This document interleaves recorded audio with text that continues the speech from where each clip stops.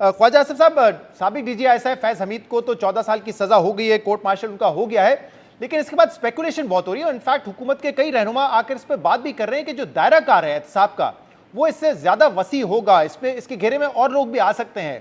تو کیا واقعی ایسا ہے حکومت یہ کرنے جا رہی ہے، صرف محض اس وقت لوگوں کو ڈرایا جا رہا ہے اس حوالے سے؟ نہیں، شاہ صاحب ڈرائے شرائے نہیں جا رہا، لیکن ایک کیا کہتے ہیں، ایک نیچرل سیکوینس ہے کہ اس میں جو ان کو سزا ہوئی ہے فیض صاحب کو، اس میں تو ایک تو ٹاپ سٹی والا کیس ہے نا، ایم رائٹ؟ جی. اور اس کے علاوہ ایک دو اور کیسز جو ہے نا جن میں سزا ہوئی ہے. لیکن جو 9 مئی والا کیس ہے اس میں بھی جس طرح میں نے کل پریس کانفرنس میں کہا ہے کہ عمران خان کا اور ان کا یہ جوائنٹ وینچر تھا. عمران خان صاحب جو ہے وہ اس طرح پینیٹریٹ جو ہے رینک اینڈ فائل میں پینیٹریٹ نہیں کر سکتے تھے کہ ملٹری انسٹالیشنز کو جو ہے ایکسکلوسیولی ملٹری انسٹالیشن کو جو ہے اٹیک کیا جائے.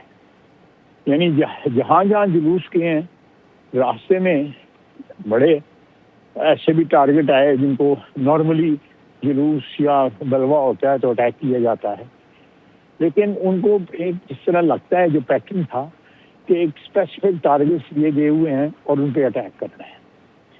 And all over 2 provinces, Punjab and کے پی. اس سے ظاہر ہوتا ہے کہ کوئی نہ کوئی جو سازش میں بڑے لیول پہ کوئی فوج کی طرف سے انوالو تھا. اس میں سب سے بڑا انٹرسٹ جو ہے وہ فیض صاحب کا. فیض صاحب نے بڑے ہاتھ پیر مارے کہ وہ چیف بن جائیں. پہلے 4-5 میں ان کا نام بھی تھا، میرا خیال ہے 4تھے نمبر پہ نام تھا. امید ہے کہ انہوں نے میاں صاحب کو بھی اپروچ کی اور بڑے قسم قرآن اور بڑے واسطے دے کے کہ جی میں وفاداری کروں گا، آپ نے چیف بنائیں. بڑے میاں صاحب کو اپروچ کیا. تو یہ ان کے جو کانفلوئنس ہوا ہے ان کے انٹرسٹ کا، عمران خان کے اور اس کے فیض کے، وہ لازمی طور کے اوپر جو ہے یہ اس واقعے کو، ہماری تاریخ کا اتنا یہ بھیانک اور اتنا سیریس واقعہ ہے کہ آپ نے ریاست کو چیلنج کیا اور ان اداروں کو چیلنج کیا. یہ تو آپ فوج کو جب کنفرنٹ کرتے ہیں آپ عام طریقے سے اور آگ لگاتے ہیں، لڑائی کرتے ہیں، بندوں کو مارتے ہیں، تو یہ تو you are declaring war on the state, you are declaring war on the security forces. تو یہ لائٹ بات نہیں ہے. اور عمران خان اکیلا یہ نہیں کر سکتا تھا، یا اس کے جو بندے تھے جنہوں نے کیا، they were properly given the targets. GHQ کے بعد جا کے آج کل اسمبلی میں لوگ بیٹھے ہوئے ہیں جو اس وقت GHQ کے بعد جنہوں نے تقریریں کی تھیں اور سارے شناخت ہوئے ہیں چہرے جو ہے. تو کئی لوگ خواجہ صاحب یہ تو بات کر رہے ہیں کہ ہاں عمران خان اور جنرل فیض کا جو ہے وہ ایک گٹھ جوڑ ہے جو کہ اسٹیبلش ہوگا. کچھ لوگ ہیں شواہد بھی مل گئے، لیکن جیسے ابھی آپ نے 2022 کے جو آرمی چیف کے جب تعیناتی کا معاملہ تھا اس کی بات کی، تو اس میں جنرل فیض صاحب تو ریس میں تھے ہی تھے، لیکن آپ نے 2 روز پہلے شاہ زیب صاحب کے شو پہ یہ بتایا کہ اس وقت جو جنرل باجوہ صاحب تھے وہ ایک اور ایکسٹینشن بھی لینا چاہتے تھے، بے شک وہ ایک محدود مدت کے لیے ہو، اور یہ ڈرا رہے تھے اس وقت کہ ورنہ ٹیک اوور ہو جائے گا. اور اس وقت بھی یہ باتیں آئی تھی، اب آپ تو پبلکلی کر دی. تو آپ کو لگتا ہے کہ یہ جو سارا احتساب کی اس وقت بات ہو رہی ہے، اس میں اگر کسی کا احتساب سب سے پہلے ہونا چاہیے تو پھر وہ کیا سابق آرمی چیف جنرل باجوہ کا بھی ہونا چاہیے؟ دیکھیں، یہ بیسیکلی جو ایگزیکیوشنر تھے، جو پلاننگ اور ایگزیکیوشنر، جو کیسز جن کی میں بات کر رہا ہوں ان میں آئی ڈونٹ نو، میں تو جسٹ آف دی کف ایک انالیسس کر کے آپ کو بتا رہا ہوں کہ یہ 2 تو ڈیفینیٹلی اس میں تھے نا، کیونکہ دے ہیڈ ریزنز اور گریوینس جو تھے دونوں کے گریوینس سے جس کی وجہ سے یہ سارا کچھ ہوا. باجوہ صاحب کی اس میں شیر بات شامل تھی، اس میں وہ ایکٹیولی انوالو تھے، یا he was just looking the other way.